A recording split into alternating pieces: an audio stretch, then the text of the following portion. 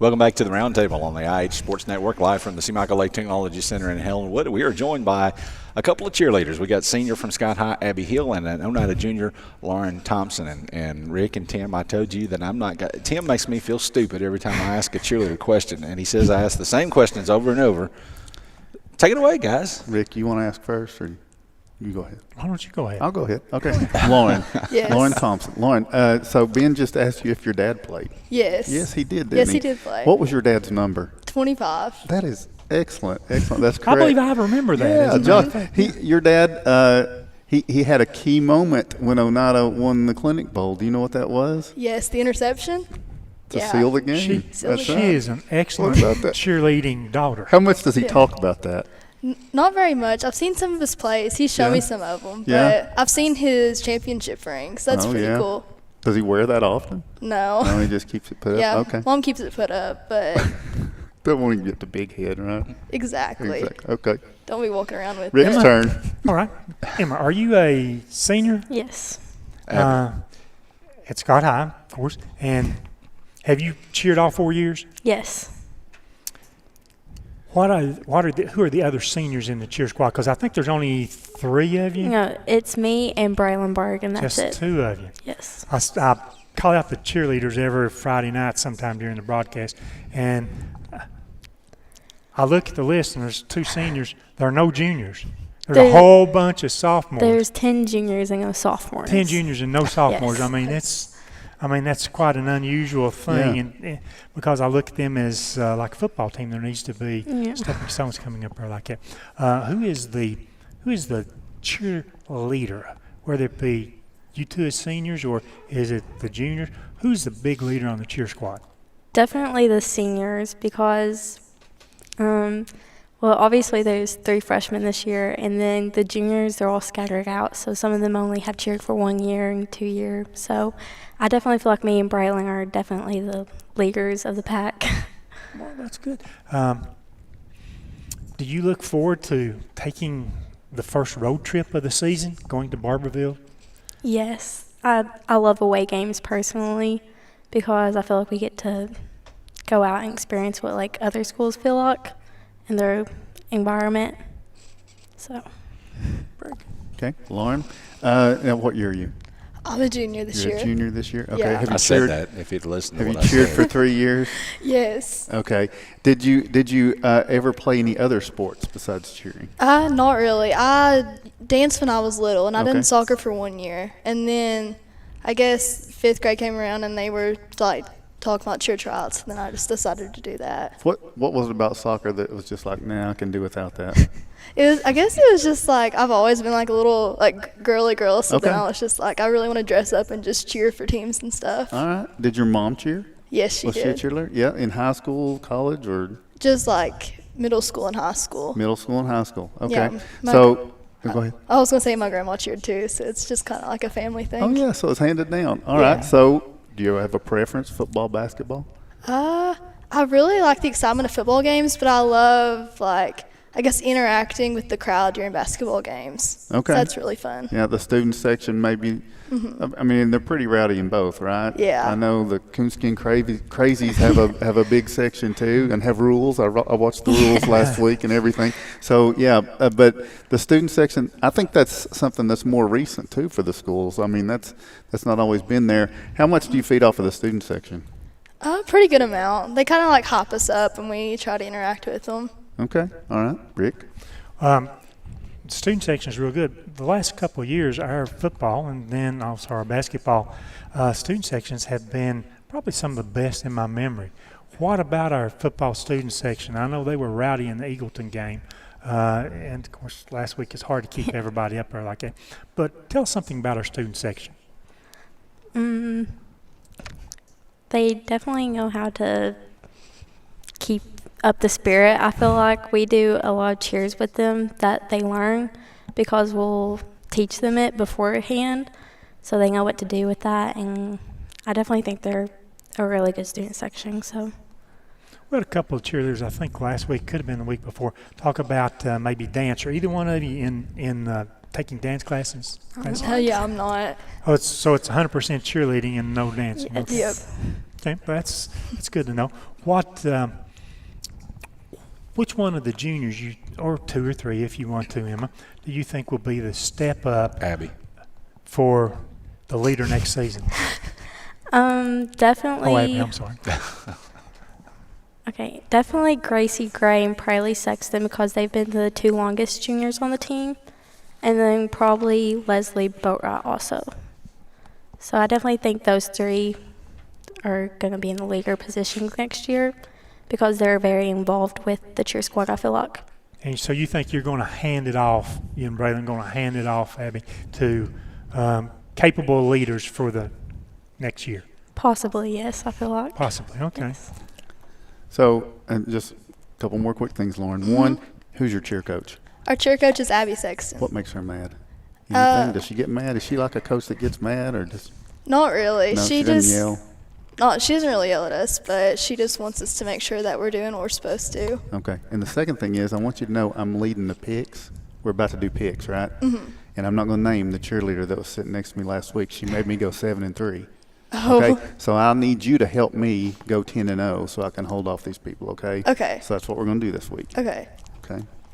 I only dream of 10-0. I don't think there's a possibility I can ever do 10-0 because I'm too wild out there like that. Abby, on the road, do the cheerleaders stop and eat any place after the game? I know the football team, See? they That's not a take. dumb question.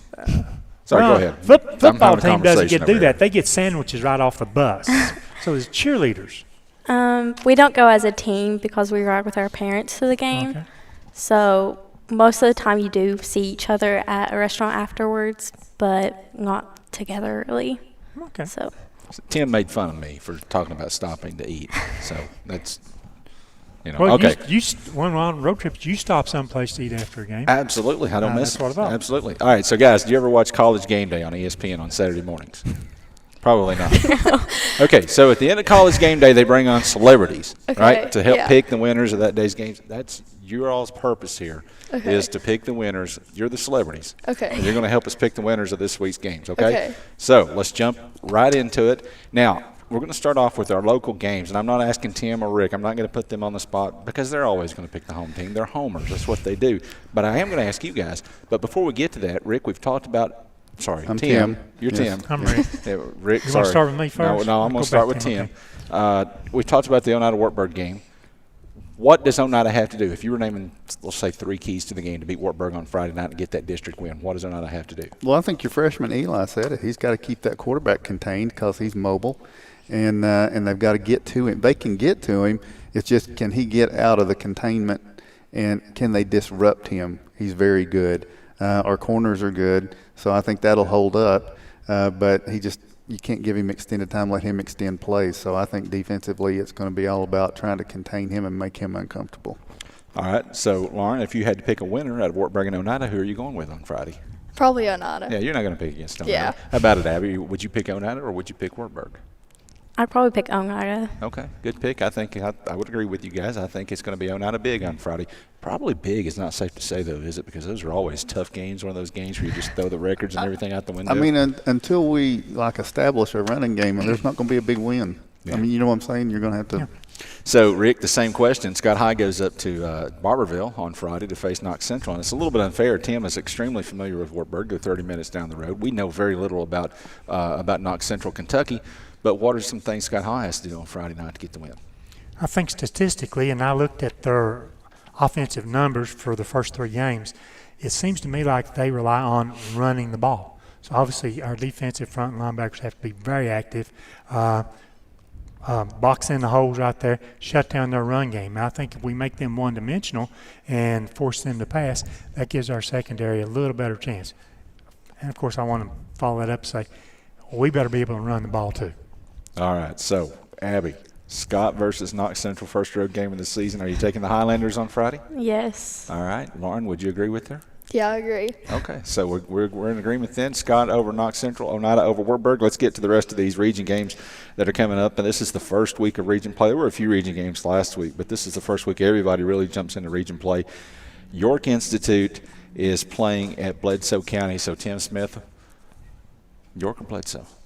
Yeah, I'm gonna let Lauren. What do you think? Which one is named after a World War I hero? Gosh. Which school?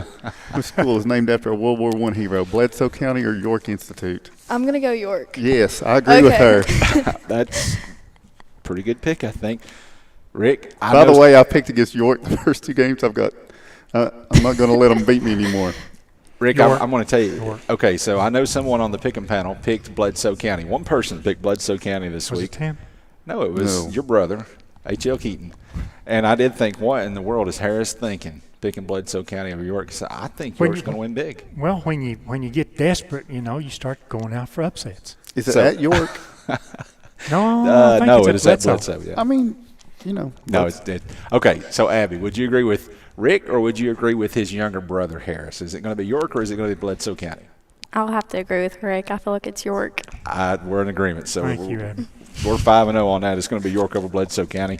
The only other game in Oneida's region this week is Polk County at Tellico Plains. Now, Tim, Tellico Plains is a team that some folks thought maybe you got to look out for, especially after they opened the season by absolutely blasting Eagleton. I think they put 47 up, but they have really taken it on the chin in a couple of games since then. So what do you think?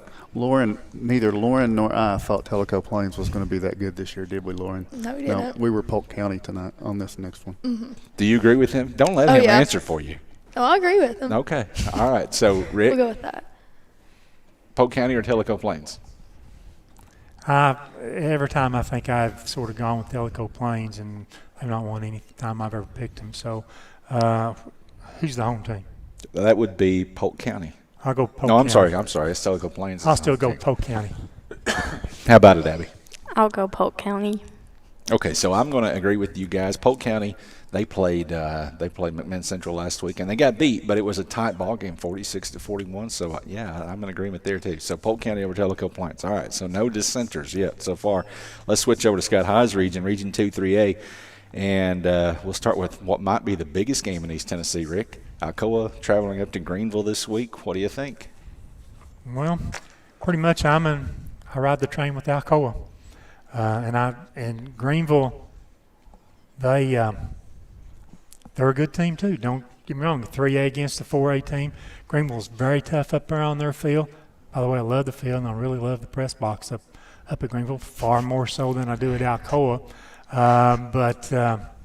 Billy, are you paying attention? Alcoa has an extra chip on their shoulder. It's been a few years since they played Greenville. I think Greenville won the last time they played. So Alcoa, they seek revenge really well. How about it, Abby? I'm going to go Alcoa. Alcoa, the 8-time defending state champion. Looks like they're on their way to 9 in a row, by the way. So, Lauren, would you say Alcoa over Greenville? Probably Alco over Greenville. Did Tim tell you to say? Is that okay with Tim? Yeah, is that what you want, Tim? I'm with you, Lauren. Okay. I was wondering. Lauren's dad was 1-1 against Alcoa. Not many people could say they had a 50% win percentage against Alcoa. Isn't that the truth? Well, that was a long time ago. It's been a while. Kingston Wow. at Union County. Now, there were some folks on our panel this week that thinks that Union County is going to beat Kingston, and I think that Tim Smith – Tim picked No, Kingston. he's not. Okay, Is that- sorry, Tim. Are you sure that game's not at Kingston? Well, let's flip it. Let's just say it is. I mean, I don't think anybody cares. Okay. So, Union County at Kingston. I care because Kingston is a good team at home. I'll still pick Kingston. How about it, Abby? Kingston or Union County? This is a big game. Could be a playoff spot on the line. I'm probably going to say Union County. I like it. Somebody finally taking the different side. I like that. There you Good bold pick. How about it, Lauren? I don't know. Oh, my Just goodness. whatever you think, Lauren. Whatever you think. Okay. Is it Kingston? No, it's Kingston? Kingston. And Kingston. Yes, Kingston. I agree with Yeah. Lauren. Yeah. All right. So, Kingston. I started saying I thought We I vote read in the block. Kingston. Yeah. Yeah. I was just thinking that. All right, so we're 4-1 because I'm sorry, Abby, I got to take Kingston in that one over Union County this week. And the final game, next to final game, Gatlinburg at Austin East. Now let me tell you, Rick, Austin East put 51 points on the board Friday night against South Dole. Some folks thought Austin East might not even make the playoffs, but they put up 51. South Dole's down a little bit this year compared to what they have been the last couple of years, but that was still impressive. So what are you thinking? Well, South Dole, they fell off a little bit last year, and I don't think that they have gotten past the Clark Duncan coaching cycle there like that. I like the fact that Austin East can score a lot of points. Howsoever, Gatlinburg Pittman, prior to last week, thought they were a big deal. And I think they'll want to go out and reestablish the big deal this week. So I picked GP. Okay, Gatlinburg. Where do you like to vacation? Gatlinburg, vacation? or would you rather go Gatlinburg or like East Knoxville? Probably Gatlinburg. I agree with. I'm with Lauren. They have a lot of stuff. Does anybody Abby vacation pick? in East Knoxville? I mean, you could. Tim has Yeah, got you to. could. Tim's got to take over the things. I'm sorry, Abby. It's okay. He's stealing your screen time. Are you taking Gatlinburg or Austin East? I'll go Gatlinburg. Okay, I agree with that pick. Lauren, what does Tim want you to pick on this one? Gatlinburg. I agree. We're going Gatlinburg. I'm with Lauren. Okay, so Gatlinburg. Abby. We're in agreement then. Gatlinburg over Austin East. By the way, is it the final game of the season? Scott High goes to Austin East. Final game. It'll be a Thursday night game. Over to Cherry Street. Over to Always Cherry. a fun environment over there. Great They probably band. probably won't have a parade blocking the streets or anything this year, but it's the fact that you just got to go over there, and there's some stigma in the back of my mind about traveling over there. Well, but you know what? Though, once we get inside, they treat us better than anybody. Yeah, they treat us very well. And if you're like you mentioned H a while ago, something about the chicken wings that they fix there. So I mean, you may not have to eat after the game if you're in for barbecue chicken wings. One thing about these guys, I figured out over the last couple of seasons, it doesn't matter where we go. Rick and Harris knows what to expect out of the press box and what kind of food that they're going to have sitting there. And so I haven't enjoyed the game. They don't have chicken wings in the press box. Oh, so you got to buy them. Oh, yeah. Oh, Yeah, they won't give away the primo thing. I mean, people line up just to get the chicken I was wings. starting to look forward to that, Rick. That's kind of a. I'm sorry. All right, so Lauren Thompson and Abby Hill, thank you guys for joining us and helping us pick these games. We're going to be watching on Friday night to see how close you guys are. I think that you, with the exception of Union County, you're in unison with Rick. You had no choice but to be in unison with Tim because he made you. So let's see how these games go on Friday. No, it was volunteered. Yeah. I mean, Yeah. just because he was showing his phones. And, No, he was showing. That was No, not I- it. oh, That was different not game. I You got a looked at text different games. message. Yeah, I got a text he message. got a text message, All and right. I was just being nosy. Yeah. All right, we'll take a break. When we come back, Billy Hall will be joining us for our Legend of the Game segment.